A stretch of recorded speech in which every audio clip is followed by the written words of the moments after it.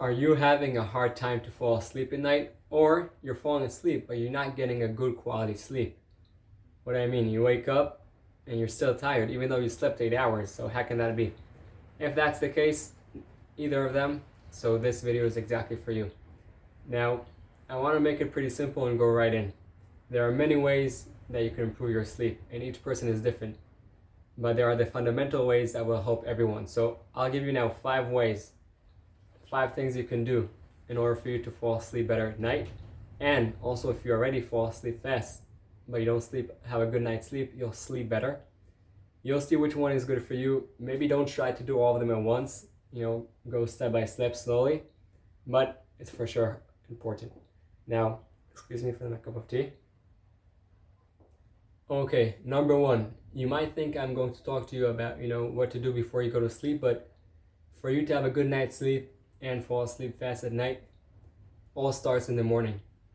In the morning, go outside and get that sunlight.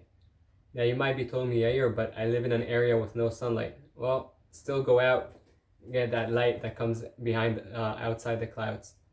Why? Because then you start your circadian rhythm, and that kind of starts a clock. It's like, okay, get ready, set, go. Your body gets the light, start. And when that clock starts, that basically starts your day, and it starts there, but now it's counting down the time towards the time you go to sleep. So number one, go out to the sun, get that sunlight, and if you have no sun, still go out, be outside. Now, don't do that through the window of your car or the window you see behind me of your home. You need to be outside, and better if it's not freezing cold outside. Also be with short clothes, that way your body gets that sunlight. That's number one, really important. Number two, after you get that sunlight, is we all talk about movement, sport all the time is important. I'm all in for that. Better you do that first time in the morning, that wakes up your body. Basically think about it this way. It's like now you have this machine, you're pressing on the button, and now the battery is starting to empty, right? Because you pressed on in the morning. Pressing on that button basically means going out to the sunlight, means being in movement, sport. And if you start that early, the battery will finish towards the evening. Number one, sun. Number two, like we said, sport. Do whatever movement sport is good for you. You like running, go running. You like cycling, go swimming, go dancing. Just go walk for 5 minutes in the neighborhood, okay? Better more than 5, but we could start with 5. When you walk, if you don't want to do something too intense, you could put your hands up and down, move a little bit to the sides, okay? Basically, like we said, we want that battery to run, and the most powerful time of that battery is the beginning for most people. So that's the morning. Number 3, after you have done those two, now I know some people will have a hard time to hear this one, but try to stop drinking your coffee at least 8 hours before you go to sleep, okay? I have friends that before they go to sleep, they have a cup of coffee and they fall asleep, all good, but their sleep quality is much, much, much worse than what it could have been if they wouldn't have had that coffee. What I mean, so they wake up and they're tired. During the day, they're tired. Okay, so they fall asleep. By the way, they fall asleep really fast. I'm really jealous of them for that part, but I'm happy for them, of course. Anyways, what I'm saying is you want to have coffee, you want to have tea, whatever it is that you want to have with caffeine, all good. And we won't go now into the discussion if caffeine is good for you or not, because some people say yes, some people say no. All people will say that stopping 8 hours before is the best. Now, important, if something happened and you did have your coffee before you go to sleep or 4 hours before you want to sleep, don't beat yourself up because you just now had that coffee, okay? Don't beat up. You had it, finished, done. Now just continue your day, because if now you'll be, busy all that evening thinking, wait, am I going to fall asleep? I just had that coffee. Yes, no, maybe. You're driving your mind crazy and then forget about falling asleep. So we said number 3, stop caffeine about 8 hours before. And if you did have it that time, better even 12, but if you did have it that time, don't go crazy about it. And when you do have your caffeine, enjoy it. Now, number 4, this one's really, really important, okay? Before you go to sleep, many times these days, we go to sleep with our phone in our hand, or we watch TV if we have a TV in our bedroom. Personally, I don't bring my the phone that I use, I don't bring it into my bedroom. I leave it out, and there's no TV in my room. My room is only for sleeping. But each person does whatever they want. My point for you is that detach from all that technology. I don't care if it's your phone, your computer, whatever it is, detach at least an hour before you go to sleep. If you have anything important in work, so you'll say, wait, you said no phone, I'll have a meeting with someone in the coffee nearby, a really important meeting for work, and then I'll go to sleep. No, that doesn't work. What I mean is you want to detach from anything, including, by the way, human beings, that make you feel stressful. And if it's someone that lives with you in the house, you could be next to them, but be focused on your stuff. Read a book, listen to a book, do some stretching, okay?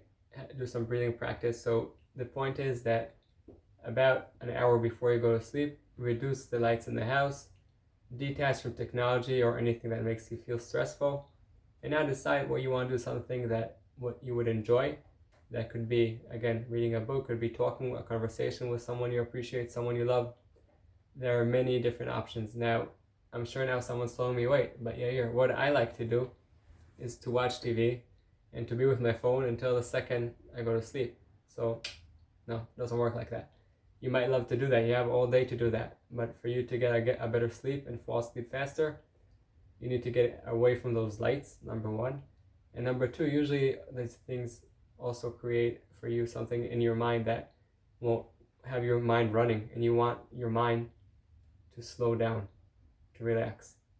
Okay?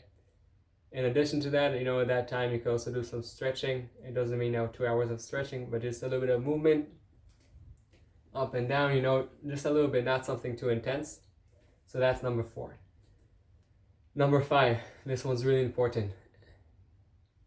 Have the same time every day you go to sleep and wake up. Why am I saying that? That way your body will get used to the fact that, okay, whatever it is, 10 o'clock, I go to sleep. By the way, in the beginning, it might be really hard for you because you're not used to sleep at those hours. Maybe you used to sleep at 1 a.m.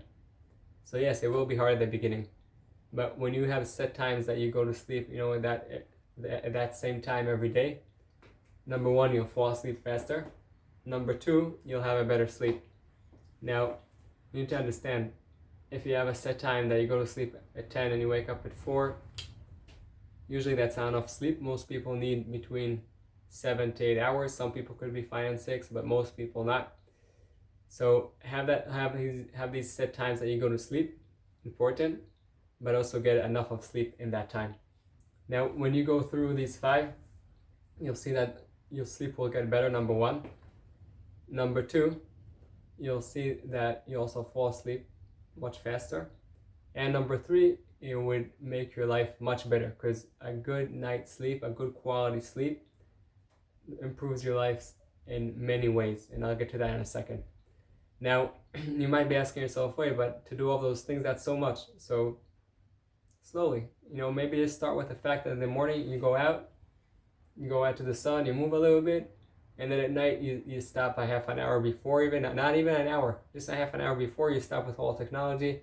You do something that takes stress down, more relaxed, some breathing, reduce lights. The rest of the things, forget about for now. But again, better if you do all of them. If it's too much, start with a few and then add the rest, after a few days, after a week, and then after another week. But within the month, try to have all 5 in there. Now, this one is most important, I guess, more than the whole 5. We kind of mentioned it like along the way. And no, it's not having your tea, which is also important. It's a good tea. But this one's really important. Don't go crazy if you miss one of them. Once I went out with a girl and she only had this certain strawberry that was grown in a certain country, a certain temperature, and if not, she would have gone crazy. I told her, my dear friend, the stress that you had because you had a different strawberry was much worse than that strawberry that you had. So don't beat yourself up if you didn't do it. All good. Part of practicing, part of doing something again and again is that that there'll be times that you won't do them, but then you need to get up. So consistency isn't doing these 5 things every day. It's trying to do them every day and knowing that there'll be times you'll forget or you'll fail or you couldn't because many things happened around. And then continue on doing them, okay? I'll give you a small bonus one over here because again, there are many things that we could talk about that would help you fall asleep better, but this one might be hard for a lot of you to accept this, but stop eating at least 3 to 4 hours before you go to sleep. I usually stop eating 5 to 6. Why? Because when you go to sleep, you don't want your mind working too much. That's why we talk about slowing down the mind, but you also want your body to work too much.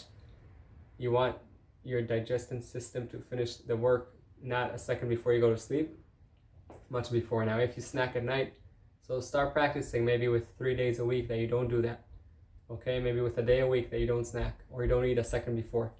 But that could also help your quality of sleep to stop eating at least 3 hours before. Now again, it doesn't matter what it is that you do. If there were times that you didn't do one of those 5 or 6 things, don't beat yourself up for that. All good. Get up, say, okay, why didn't I do that? Ask a question. Why didn't it work for me this time? Why didn't I do the whole 5 steps? Why didn't I do them? Answer the question. Not from a place of judging yourself, from a place of feedback and understanding how to improve next time. Now, this whole thing is so crucial because the importance of sleep is crazy important, okay? Sleep is so important. It affects all areas of your life, your relationship, your wealth, your health, everything. Also your decision making. And for decision making, to have better decision making, you should have better sleep. And that you could see in the next video. Hi, I hope you enjoyed the video and you got some tools to overcome your challenges and light your path. For us to help other people, please press that thumbs up and subscribe to the channel. And don't forget that the most amazing things in life are the one you take for granted.